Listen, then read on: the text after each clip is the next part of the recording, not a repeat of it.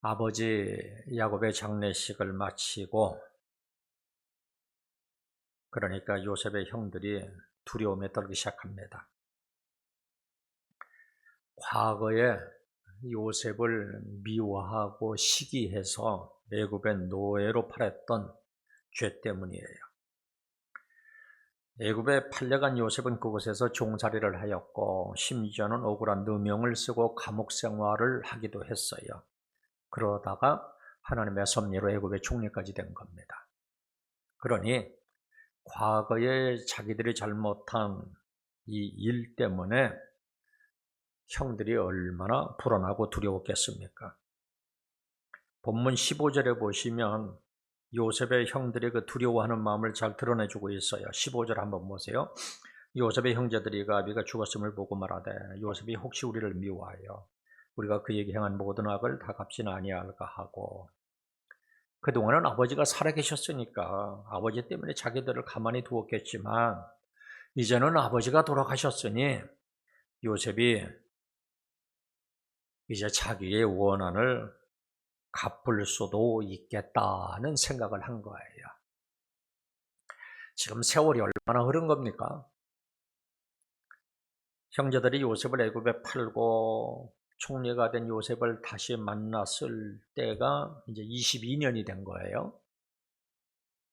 그리고 그 이후 또 애굽에서 생활한 지가 17년이 지났어요. 그러니까 합치면 약 40여 년의 세월이 흘렀지만 지금 이 형제들은 좀처럼 죄의식에서 벗어나지 못하고 있는 거예요. 45장에 보면 요셉은 형제들을 처음 만났을 때 이미 다 용서를 했거든요. 45장 5절을 보시면 당신들은 나를 이곳에 팔았으므로 근심하지 마소서, 한탄하지 마소서, 하나님의 생명을 구원하시려고 나를 당신들 앞서 보내셨나이다. 이렇게까지 말했는데도 형제들은 그때 완전히 용서를 받았다고 생각하지 않았던 것 같아요. 요셉이 아버지 야곱 때문에 참고 있었을 뿐이고 이제 아버지가 돌아가셨으니 복수할 수도 있겠다는 생각을 가지고 두려워하고 있는 거예요. 그래서 요셉의 형들은 보복이 두려워서 아버지의 유언이라고 하면서 이런 이야기를 전합니다. 16절부터입니다. 당신의 아버지가 돌아가시기 전에 명령하여 이르시기를 너희는 이같이 요셉에게 이르라. 내 형들이 내게 악을 행했을지라도 이래 바라건대 그들의 허물과 죄를 용서하라 하셨나니.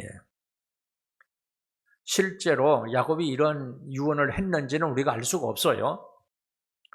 왜냐하면 이런 유언이라면 요셉에게 직접 할 수도 있었을 것이고 아니면 모두가 모였을 때 공개적으로 하는 것이 더 효과적이었기 때문이에요. 아무튼 그 진위는 알 수가 없는데 형제들은 다른 방법이 없었기 때문에 돌아가신 아버지의 이름을 팔면서 지금 요셉에게 이렇게 호소를 하고 있는 거예요. 이런 형제들의 모습을 보면서 요셉이 어떻게 했습니까? 17절 하반절에 보니까 요셉이 그들이 그에게 하는 말을 들을 때 울었더라. 요셉은 이미 다 용서했는데도 형제들은 그것을 확신하지 못하고 그 오랜 세월 동안을 불안과 두려움을 안고 살아왔을 것을 생각하니까 너무나도 마음이 아파서 그래서 요셉이 울어버린 거예요. 죄는 이처럼 우리에게 깊은 상처를 남겨요. 죄뿐만이 아니라 우리 인생에서 저질렀던 실수나 끔찍했던 경험들을 이런 것들은 우리들을요 두고두고 괴롭혀요. 우리 인생에서도 지워버리고 싶은 순간이나 사건들이 있을 거예요. 죄의 싹은 사망이라는 말씀 그대로 이 죄는 사람을 죽입니다. 먼저는 자기 자신을 죽이죠. 불안과 고통, 바로 이런 것들이 그거예요. 아벨을 죽인 가인을 생각해 보세요. 가인은 땅에서 방황하며 누가 자기를 죽이지 않을까 하는 불안 속에서 살았어요. 그래서 성을 쌓고 자기 자신을 그 안에 가두고 나서야 겨우 살아갈 수가 있었어요. 반대로 더 공격적으로 나갈 수도 있어요. 자기 죄를 자랑하고 미워해요. 가인의 오대선 라멕이 대표적인 사람이에요. 이 사람은 자기를 상하게 하는 자는 죽이고 77배의 보복을 하겠다 그럽니다. 이것도 불안한 증상의 한 가지예요. 자기 불안을 감추고 무마하기 위해서 더 폭력적으로 변해가는 거예요. 또 죄가 무서운 것은 자기 스스로를 비하하기도 해요. 요셉의 형들이 요셉에게 뭐라고 자청했는지 보세요. 18절을 보면은요, 그의 형들이 또 친히 와서 요셉 앞에 엎드려 이르되 우리는 당신의 종들이니이다.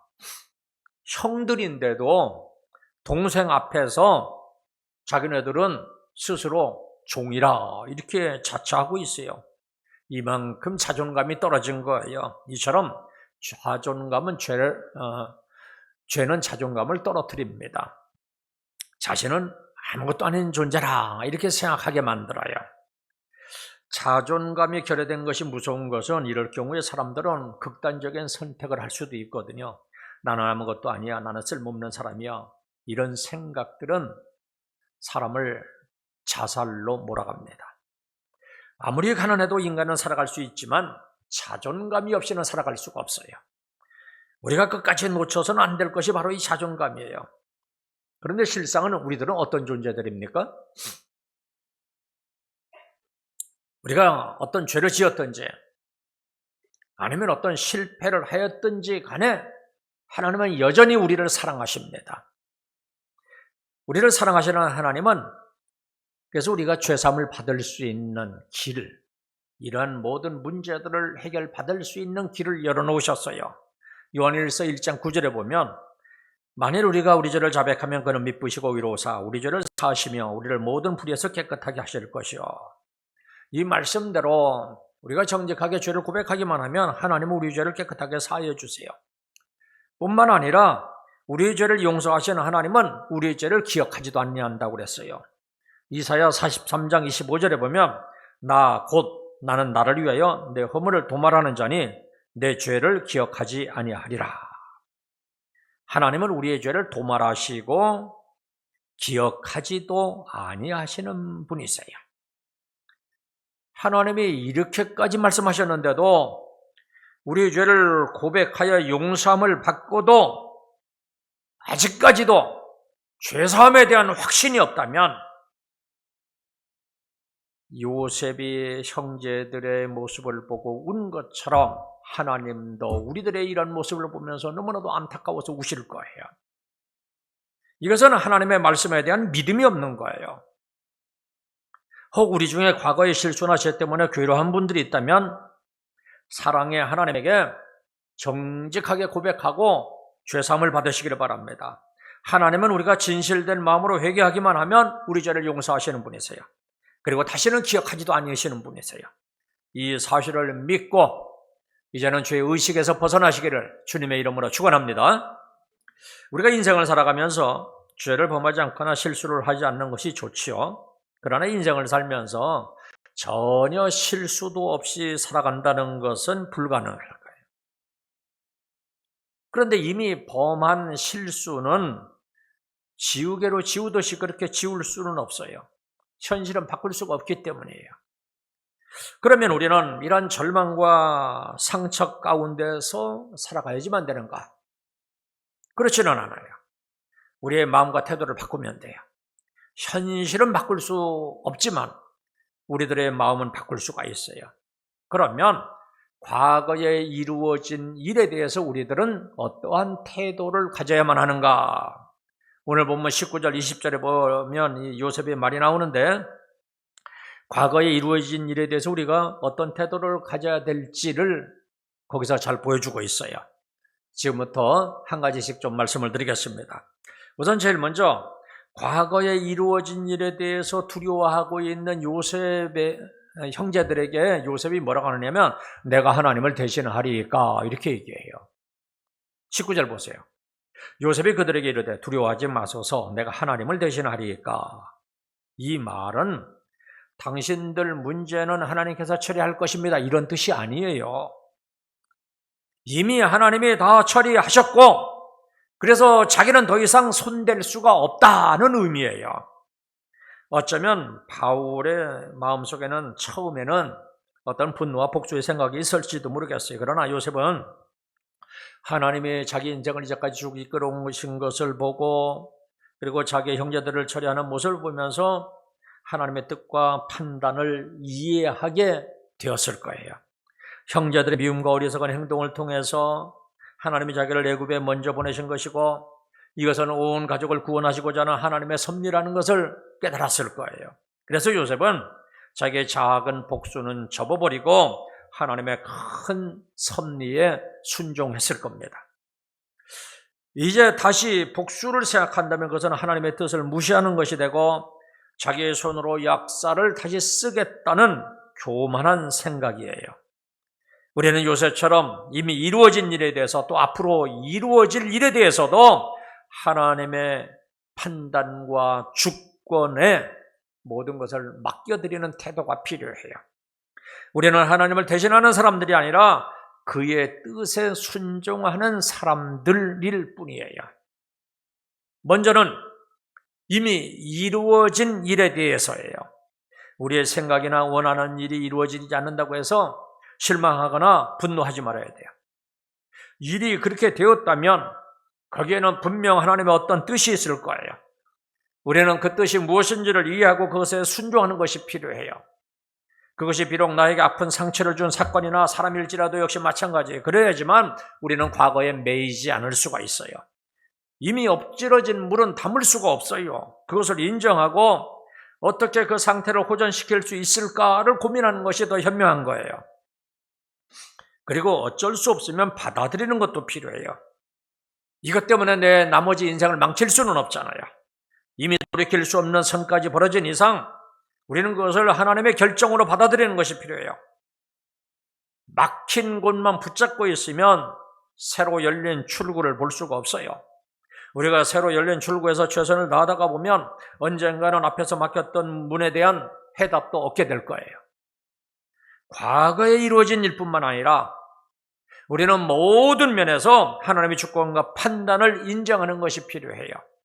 나 자신이 하나님의 자리에 앉지 마시기를 바랍니다. 아무리 악인일지라도 그에 대한 판단은 하나님께 있는 거예요.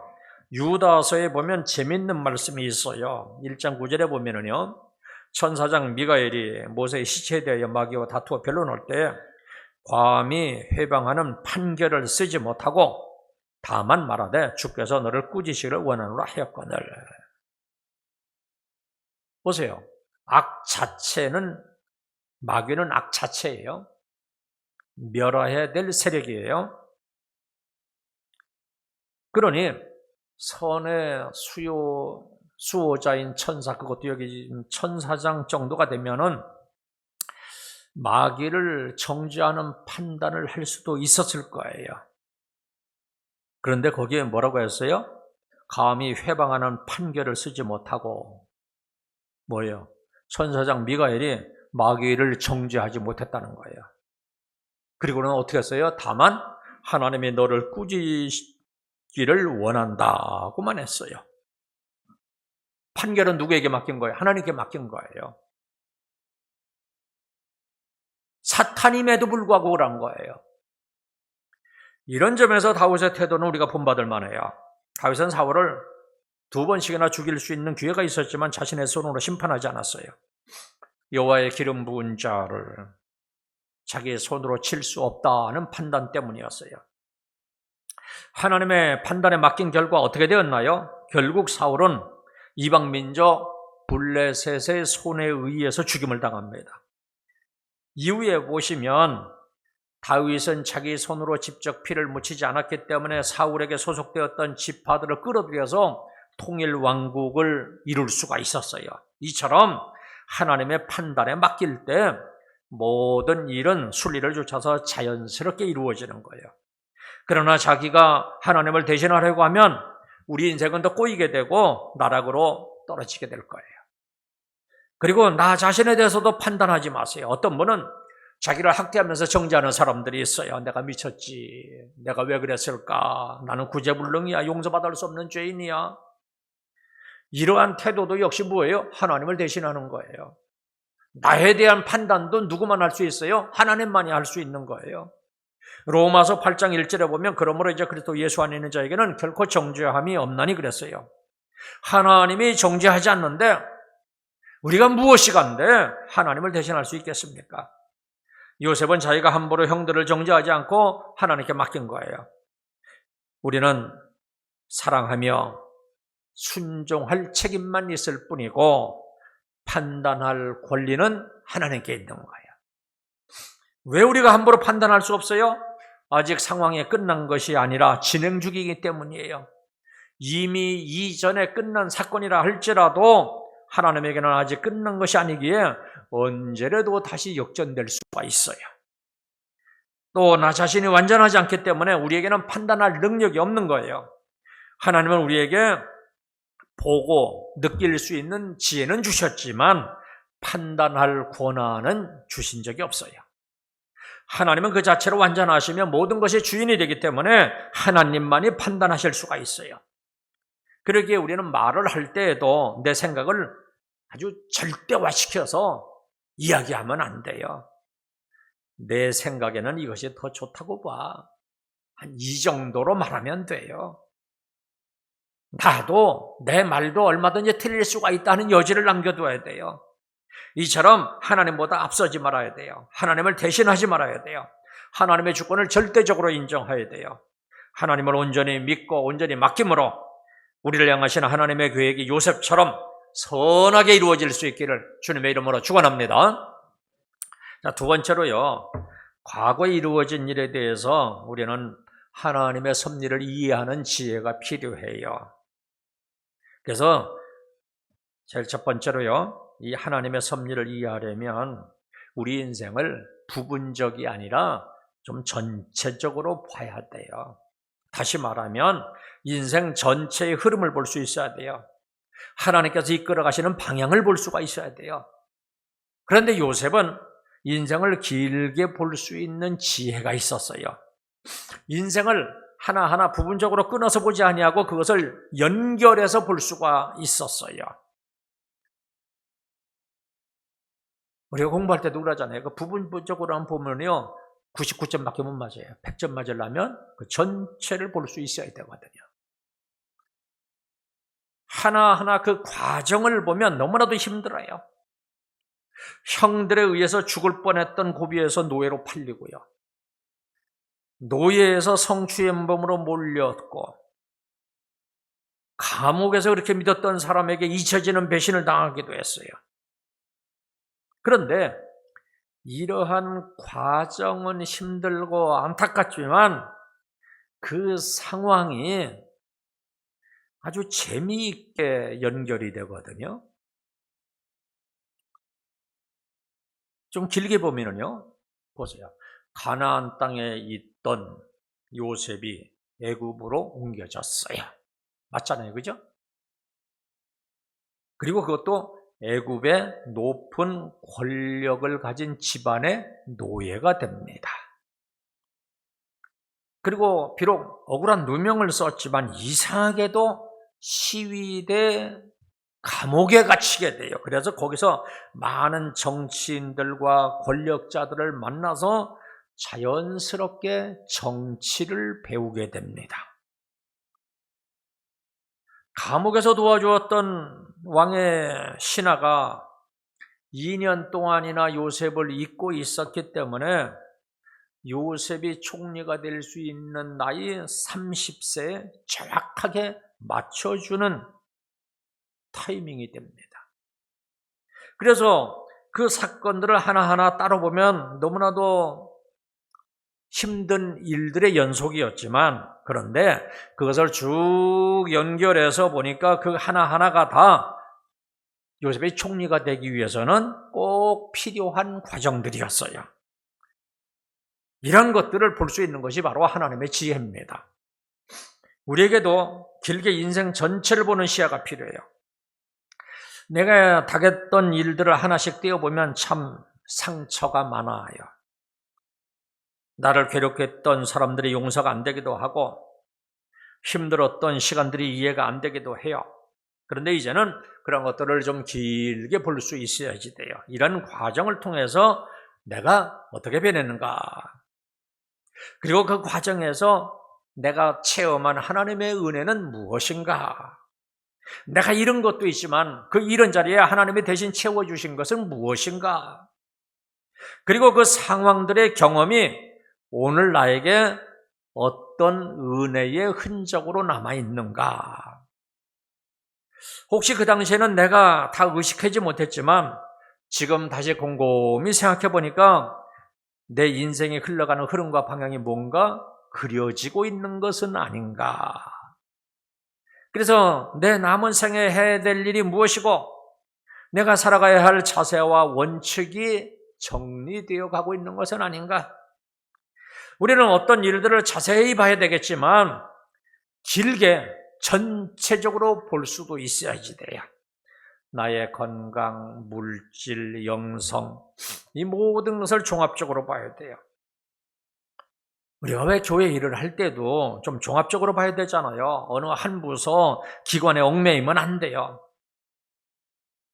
부분도 보지만 전체를 먼저 봐야 돼요.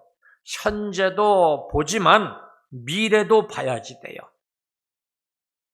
저와 여러분들은 이와 같이 길게, 넓게, 전체적으로 연결하여 보는 지혜가 있어서 하나님의 섭리를 분별하고 순종하는 자들이 되시기를 주님의 이름으로 축원합니다.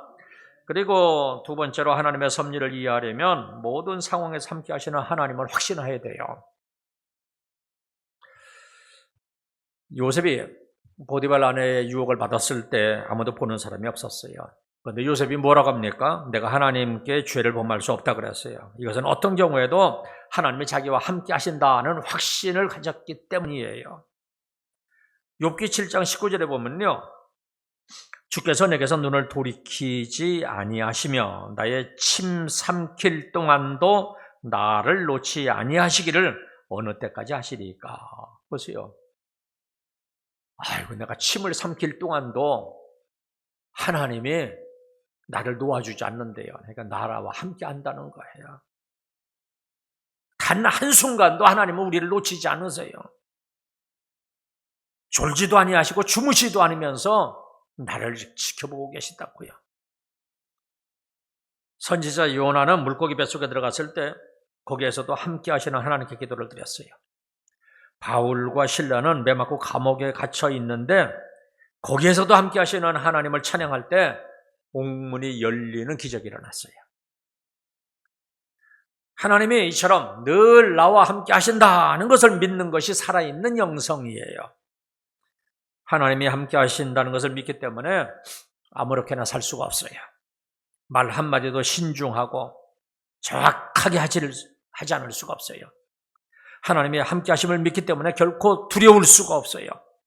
어떤 상황보다도 하나님의 능력이 더 크기 때문입니다. 하나님이 나와 늘 함께 하시면서 내 일을 도우시기 때문에 내가 자랑할 수도 없어요. 사람들끼리 비교할 때는 그래도 나를 괜찮게 여기겠지만 하나님 앞에 설 때 나는 아무것도 아니고 내 부족함과 거룩하지 못한 것을 바라보게 돼요. 그래서 십자가 외에는 결코 자랑할 것이 없는 저와 여러분들이 되시기를 주님의 이름으로 축원합니다. 자, 그 다음에 마지막으로 하나님의 섭리를 이해하는 지혜를 가지려면요, 악을 손으로 바꾸시는 하나님을 알아야 돼요. 20절 보세요. 당신들은 나를 헤아려 하였으나 하나님은 그것을 손으로 바꾸사 오늘과 같이 많은 백성의 생명을 구원하게 하시려 하셨나니. 요셉의 형제들은 요셉을 미워해서 애굽의 노예로 파는 악을 저질렀어요. 요셉이 당한 일은요, 나쁜 일을 당한 것 정도가 아니고 금전적으로 손해를 보는 것 정도가 아니고 잠시 오해를 받는 수준이 아니었어요. 최악의 극도의 경험을 당한 거예요. 물론 형제들이 요셉을 죽이려고 하다가 죽이지는 않았지만 그런데 요셉의 입장에서는 이미 죽음의 공포를 경험한 거예요. 그리고 노예로 팔려가는 인신매매에 견딜 수 없는 모욕과 수치를 경험한 거예요. 상황이 좀 나아지기는 했지만 주인의 아내로부터 유혹을 받고 믿음으로 거절을 했더니 보상이 아니라 오히려 억울하게 감옥에 갇히게 되었어요. 그동안 쌓였던 모든 공든 탑이 무너지는 듯한 마음이었을 거예요. 감옥에서도 왕의 신의 꿈을 풀이해주고는 곧 풀려나면 의리 있게 좀 어떤 선처를 해줄 줄 알았더니 그 신하가 잊어버리고 맙니다. 믿었던 사람에 대한 배신감도 들었을 거예요. 이제까지 요셉의 삶을 보면 인간이 당할 수 있는 최악의 상황, 모든 것이 계속 꼬여만 가는 상황의 연속이었어요. 그러나 이 모든 것들이 나중에 보니까 다 필요한 과정들로 사용되었어요. 하나님은 모든 악을 바꾸어 만민의 생명을 구원하는 선이 되게 하셨어요. 좀 생각해 보실래요? 형들이 노예로 팔았기 때문에 애굽으로 가게 되었고, 보디발의 아내가 모함을 했기 때문에 마침 왕의 시위대 감옥에 갇히게 되었고, 그래서 거기서 정치와 식견을 좀 배우게 되었고, 왕의 신하가 까마득하게 2년 동안이나 잊어버리고 있었기 때문에 나중에 요셉이 총리가 될 수 있는 나이와 서로 연결이 됩니다. 만약 그 2년 동안 잊혀짐이 없었다면 요셉은 감옥에서 일찍 나왔을지는 모르겠지만 총리가 되는 일에는 차질이 생겼을 수도 있을 거예요. 왜냐하면 풀려났다면 어디로 가버렸을 거예요. 이 왕의 신하가 찾을 수 없는 곳으로 갈 수도 있어요. 이 당시 애굽의 법에는 모든 공직에 오르려면 나이가 30이 되어야지만 된다는 규율이 있었거든요. 그런데 아직도 2년이 지나야지만 요셉은 이제 30세가 되는 거예요. 만약 형들이 팔지 않았으면 요셉의 아버지 야곱이 자비로다가 요셉을 애굽으로 유학을 보내주었을까? 보디발의 아내가 모함을 하지 않았다면 도대체 무슨 죄의 항목으로 왕의 시위대 감옥에 갇힐 수가 있었을까? 하나님이 그들을 시켰다고 보지는 않지만 하나님은 이 모든 악한 일을 다 당신의 뜻을 이루는데 사용하신 거예요.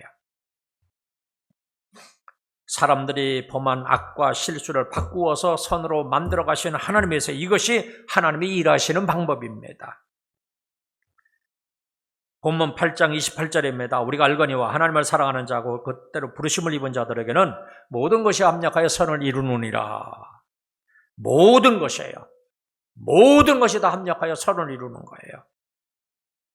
우리의 악도, 실수한 것도, 잘못한 것도, 연약한 것, 이 모든 것을 다 포함하는 거예요.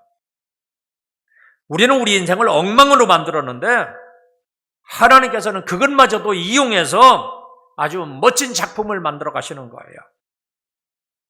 창세기의 마지막 부분 교훈이 바로 이거예요. 악을 선으로 바꾸어 가시는 하나님이시라. 이 창세기는요, 인간에게 불행을 가져다 준 이 타락 사건, 그 다음에 죄의 역사를 언급하면서 시작을 해요. 창조는 순간이었고 그 행복은 너무나도 짧았어요. 하나님의 명령을 어기고 선악과를 따먹었고 그 때문에 죽음이 찾아왔어요. 인간사의 살인과 폭력과 무질서가 끊이지를 않습니다. 홍수로 인해서 전부 다 심판을 했음에도 불구하고 인간의 악과 교만은 근절되지를 않았어요. 그렇다면 인간의 창조와 그 역사는 비극이고 실패인가? 결국 하나님의 창조는 실패로 끝나고 마는가? 절대로 그럴 리가 없죠. 하나님의 놀라운 역사는 바로 거기서부터 시작이 됩니다. 하나님은 우리의 악과 실수를 이용하여 더 멋진 작품을 만들어 가십니다. 하나님이신 예수님이 우리를 사랑하사 직접 이 땅에 오셨고요. 우리를 위해서 죽으시고 믿고 영접하는 자마다 하나님 나라에 들이십니다. 예수님이 우리를 예배하신 새하늘과 새 땅이 과연 어떤 곳일까? 에덴 동산과는 비교할 수도조차 없을 정도로 더 아름답고 멋진 곳이라고 저는 확신합니다. 우리는 이미 과거에 이루어진 일들을 경험한 사람들이고 이로 인해서 우리들의 마음과 태도가 달라졌어요. 아담과 하와는 아무 생각 없이 에덴 동산을 선물로 받았기 때문에 감사를 몰랐을 수도 있겠지만 이미 우리는 과거에 인생의 고통과 눈물을 경험을 했고 이별과 죽음도 경험을 했고 나는 자격이 없다는 것도 알고 있고, 그러기 때문에 감사와 감격이 있고 기쁨과 환희가 넘쳐 흐르는 겁니다. 이처럼 하나님은 우리 인간의 타락과 죄의 역사를 이용해서 더 아름다운 작품을 만들어 가시는 겁니다. 그렇다면 우리의 과거 때문에 우리 인생에 대해서 너무 실망하지 마시기 바랍니다. 우리의 소망은 우리의 선이 아니라 합력하여 선을 이루시는 하나님에게 있는 거예요. 우리의 눈을 과거에 머물게 하지 마시기 바랍니다. 이미 과거에 이루어진 실수와 실패보다는 합력하여 선을 이루시는 하나님의 능하신 손을 바라보시기를 바랍니다. 모든 것이 합력하여 선이 되기 전에 하나님을 믿고 미래를 바라보세요. 하나님의 이러한 선하신 역사를 바라보는 것이 곧 믿음입니다. 내가 하나님을 대신할 수 없다 하는 마음으로 미래를 바라보시기를 바랍니다. 하나님의 섭리를 이해하는 지혜를 가지고 미래를 바라보시기를 바랍니다. 그래서 요셉과 같이 하나님의 계획하신 일을 이루어서 꿈을 이루는 성공적인 삶을 살아가시기를 주님의 이름으로 축원합니다. 그냥 기도하겠습니다.